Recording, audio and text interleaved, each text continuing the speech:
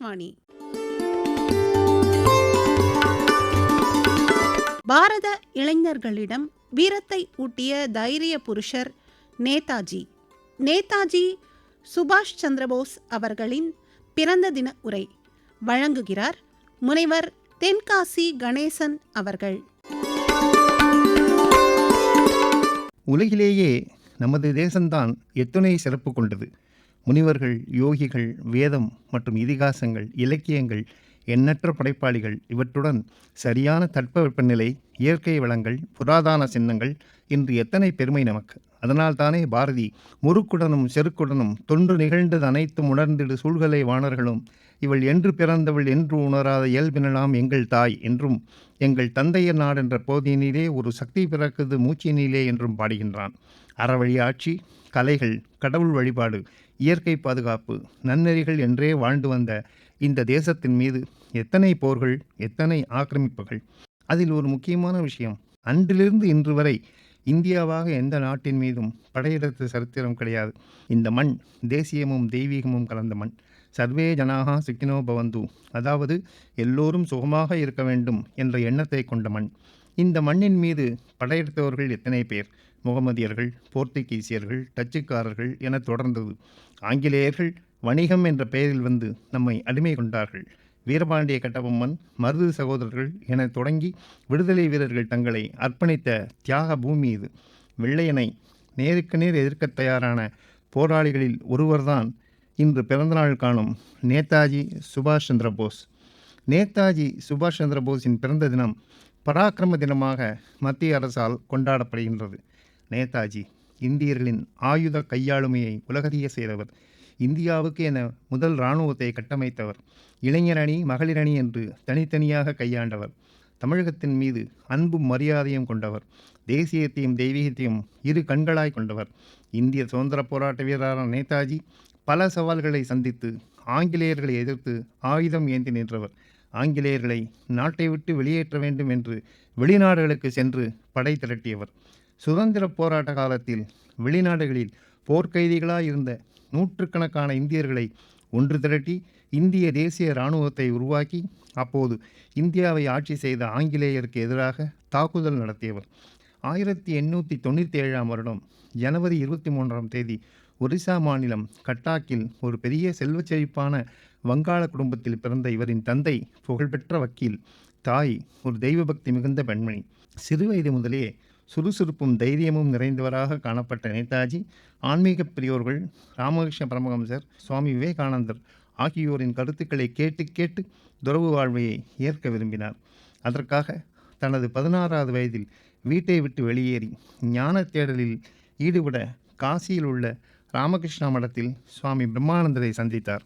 சுபாஷ் குடும்பத்தினர் பல தலைமுறைகளாக வங்காள மன்னர்களின் படைத்தளபதிகளாக மற்றும் அமைச்சர்களாக பணியாற்றியவர்கள் என்பதையெல்லாம் அறிந்தவர் பிரம்மானந்தர்.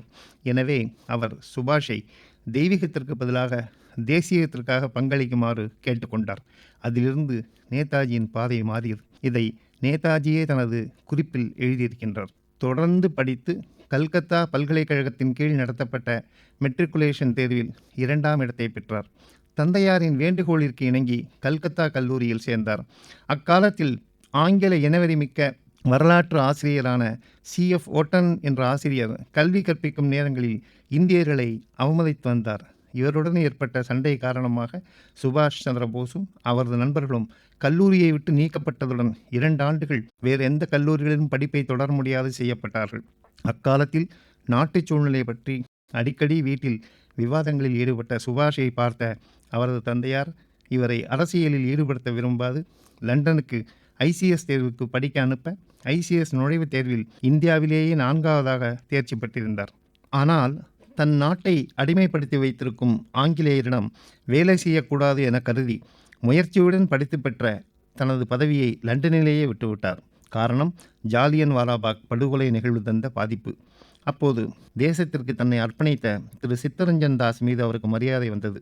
நேதாஜி காந்தியை சந்தித்தாலும் காந்தியின் மென்மையான போக்கில் உடன்பாடு இல்லை.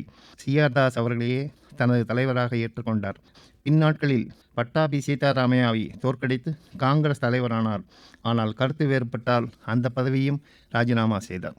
போஸ் காங்கிரஸ் தலைவரானதும் மகாகவி ரவீந்திரநாத் தாகூர் அவரை சாந்தி நிகேதனுக்கு அழைத்து பாராட்டு விழா நடத்தினார்.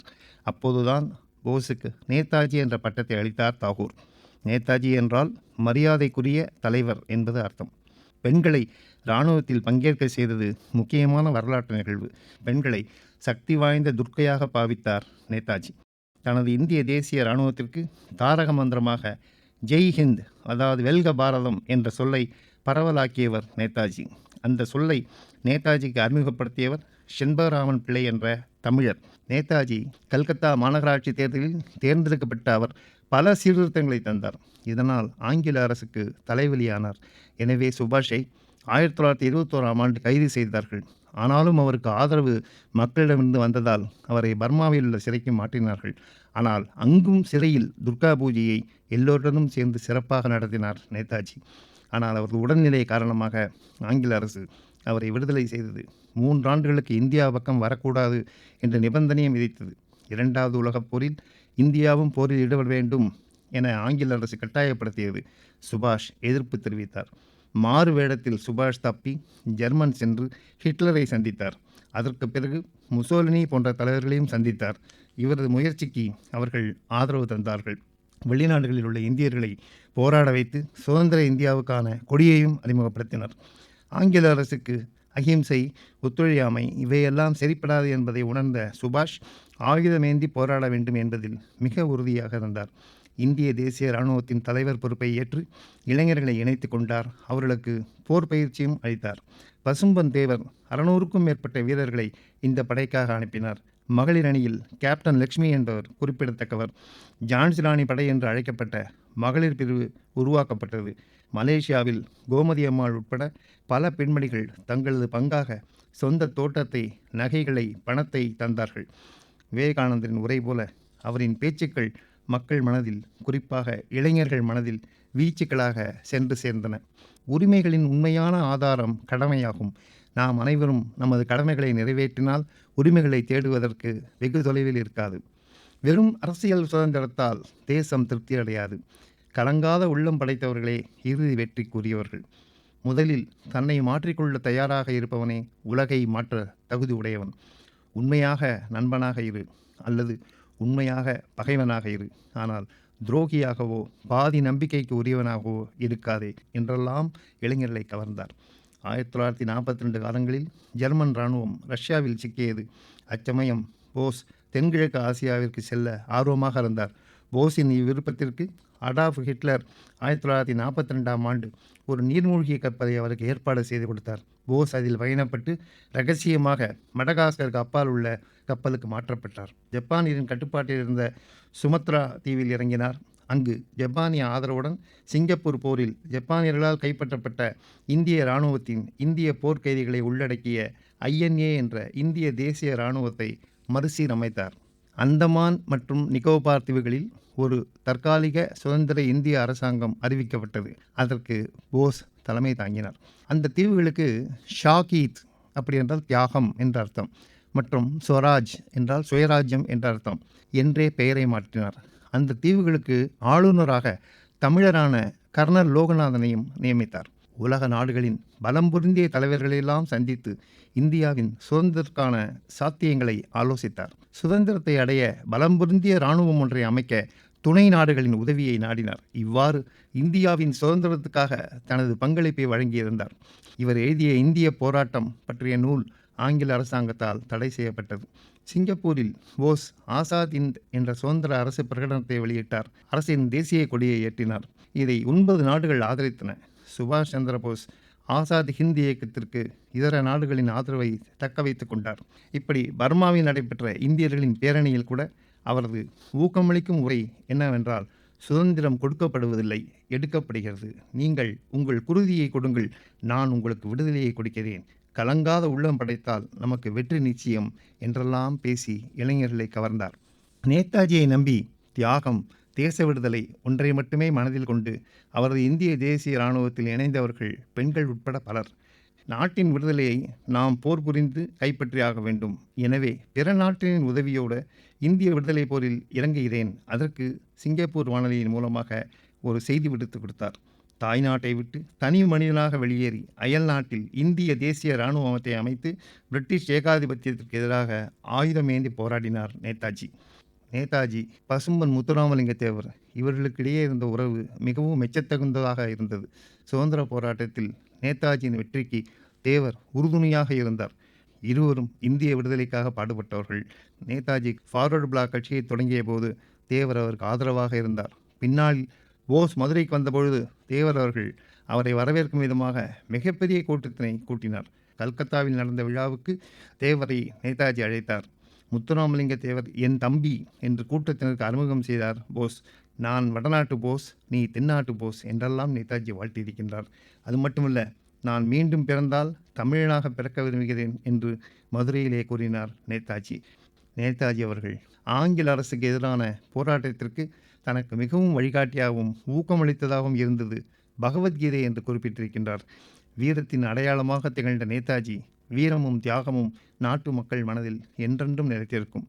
ஆங்கிலேயர்கள் இந்தியாவுக்கு சுதந்திரம் வழங்கியதற்கு நேதாஜியும் ஒரு காரணம் என்பதை இந்த நாடு மறக்கக்கூடாது.